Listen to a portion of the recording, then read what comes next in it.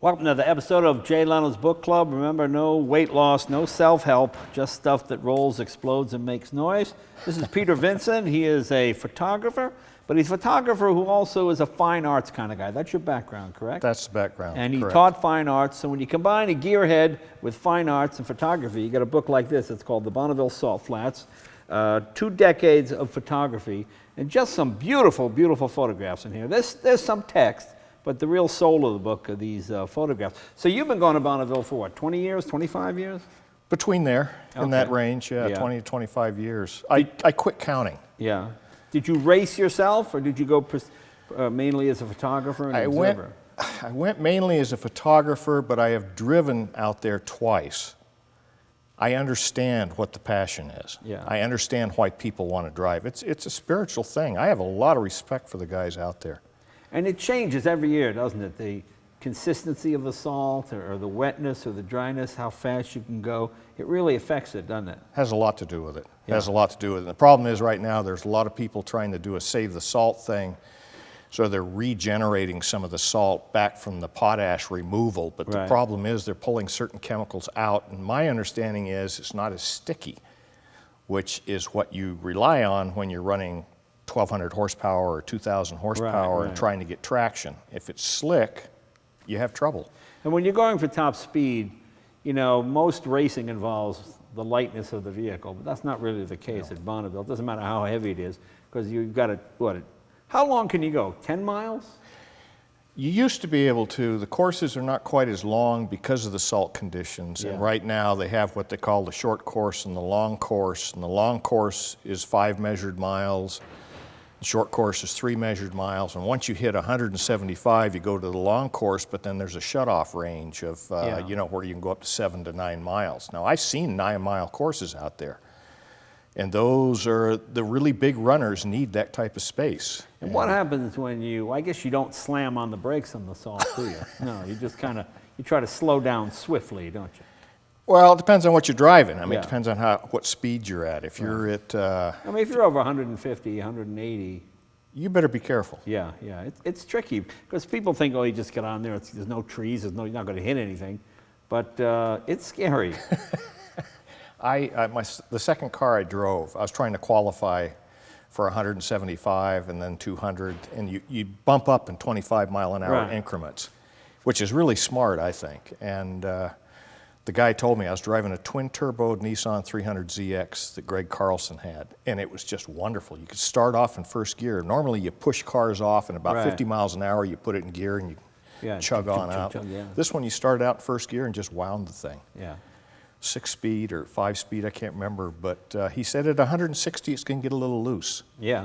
It did.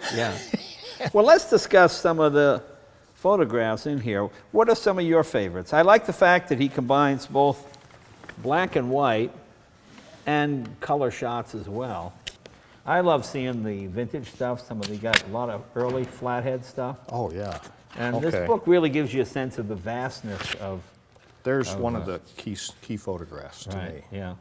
Because it shows the minimalism, the black line's still there, and it also shows the perspective of what it's like to stand on the line and look out. And there's what the salt looks like outside of all that. I mean, before it's been dragged, before it's been smoothed out for the courses. That's Al Teague's car. Oh, very nice. Boy, look how thin that is. That's a 1 V8 engine, blown big block fuel, 432 miles an hour.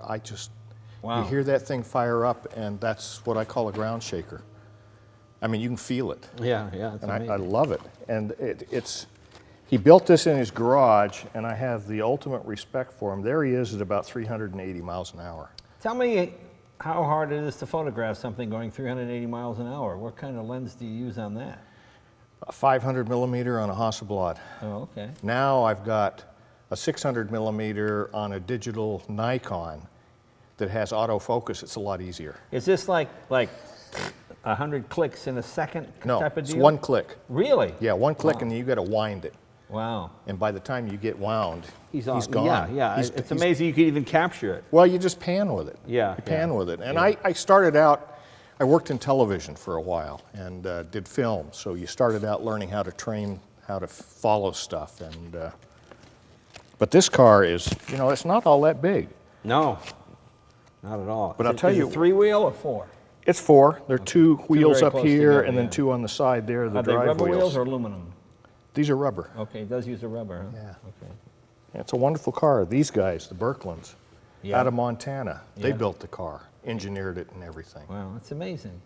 And these guys are, It that's really a is- 450 mile an It hour really car. is the last place where a guy can build his own car, isn't it? You know Yeah. what's fun? You don't see a lot of sponsorship stickers and everything all over the car. It's all clean, pure That's it. design. Yeah. That's it. The money hasn't hit Bonneville yet, and it's there. Yeah. I mean, you can't do these cars without some money. Right. Let's face it. And George Poteet, there's some roadsters. Yeah. Okay, there. What do we have here? Vincent. There's a Vincent That's Black an Shadow original Vincent with a. with the sidecar With a that I proper talked him sidecar. into taking it out of the trailer just so I could photograph it. Oh, good. He didn't ride that in the salt. No. He was real nervous just getting it this far. Yeah, yeah, And that's just barely off the pavement. yeah, yeah. And there's Eric Vaughn, who builds the wheels down in here in LA on an old Vincent that he was running sometime in the late 80s. That's not a Vincent there. No, Indian, Indian, excuse me. that's an Indian, Excuse yeah, me, yeah. And Japanese, hand-built. Yeah, with a Harley. Look at that. Yep. And these guys are out of Ohio, and they're racing Triumphs. Let's see here. So, anyway, if you've got a motorhead in your family, or your dad, or your brother, or who knows, your mom might love this kind of stuff. It's a terrific book. Just beautiful, beautiful photographs. And as I said, he has a fine arts degree, so he just tends to capture. It's hard to take these kind of beautiful photographs. Try it yourself sometime. But here's a whole book full of them. Where can they get this book? Auto books, Stamps and Speed on the internet. Do you have a website? From me, yes. What's your website? www.petervincentphotographer.com. Photographer.com. And they can email you, and you can get They them a can copy of the email me, book. absolutely. And how much is the book? It's $85. $85, which is not that bad. That's pretty good when you see how big it is and how many photographs are in it. I mean, it's really just fantastic. And if you're building a car yourself and you want some great ideas, and I especially love just a lot of the old classic hot rods. And like he said, this is all the wheel-driven stuff. This is old school. First 300 mile an hour roadster. There you go, first 300-mile-an-hour roadster right there. A little bit of history, a little bit of art, a little bit of photography, lots of speed. It's called Bonneville Salt Flats, 2 Decades of Photography by Peter Vincent. Peter, thank you. Thank you very Terrific. much. I appreciate it. See you guys next week.